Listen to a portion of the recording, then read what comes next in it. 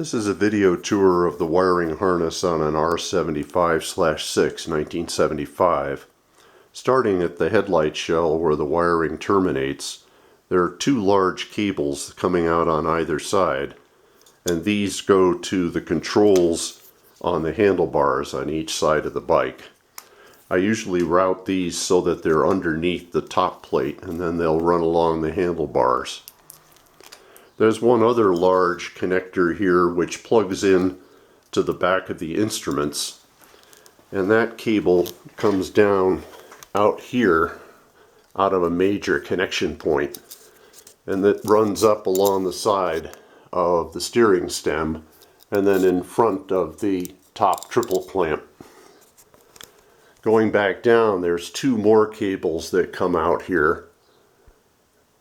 One of these runs up along the frame and toward the back, and it has two connectors here and two connectors here.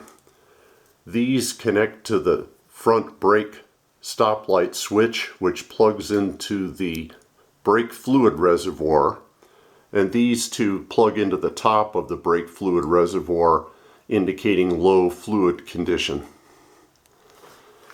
As I move along the wiring harness, out of the engine is a series of wires that come into this wire loom and loop around.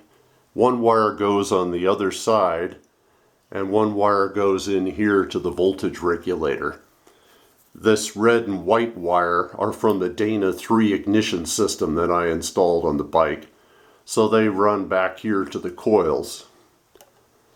If we come around to the other side and look under again, there's one more cable that comes out, and this contains the horn wiring. Going over to the other side,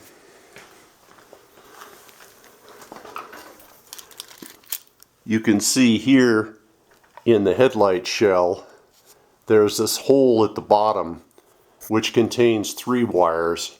Two of them go to each side of the bike into the stanchion that holds the headlight, but these are the turn signal wires, so they go in through a hole around the front and then come down through the turn signal stalk on each side.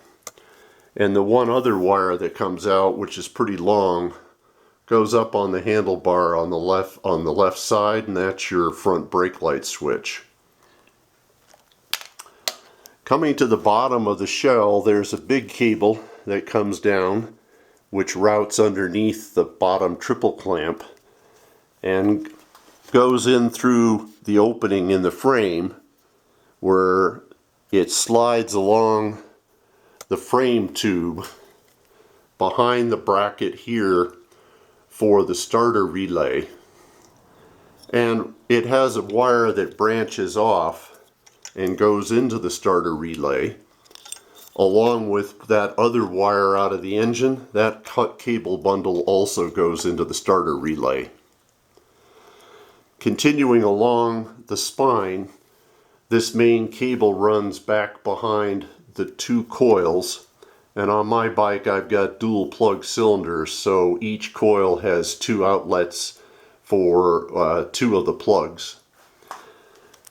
Out of that same big bundle, you get a set here that are the ground wires that go to the mounting bolt on the coils, and a green wire that goes into one of the coil terminals.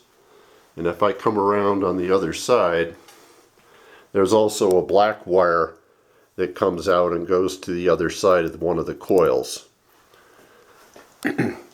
As I continue along the spine tube, we see that we get another separation into two different wiring pieces.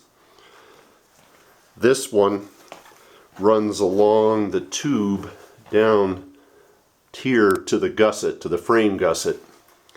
And when you get to that, you'll see that it breaks into two pieces of wire. One that goes toward the engine, and in it is a connector that goes to the neutral switch on the transmission, and a connector that goes here to the oil pressure switch.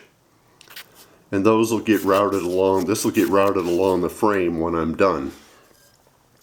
Coming back here where they separate, there's another wire that goes through this hole in the gusset and then routes down underneath the battery box and contains the leads that go to the rear brake light switch. So if we go back up again to the main bundle, there's one more set of wires that go inside the subframe tube, run along inside and come out the back. And those are the wires to the rear stop lights and turn signals.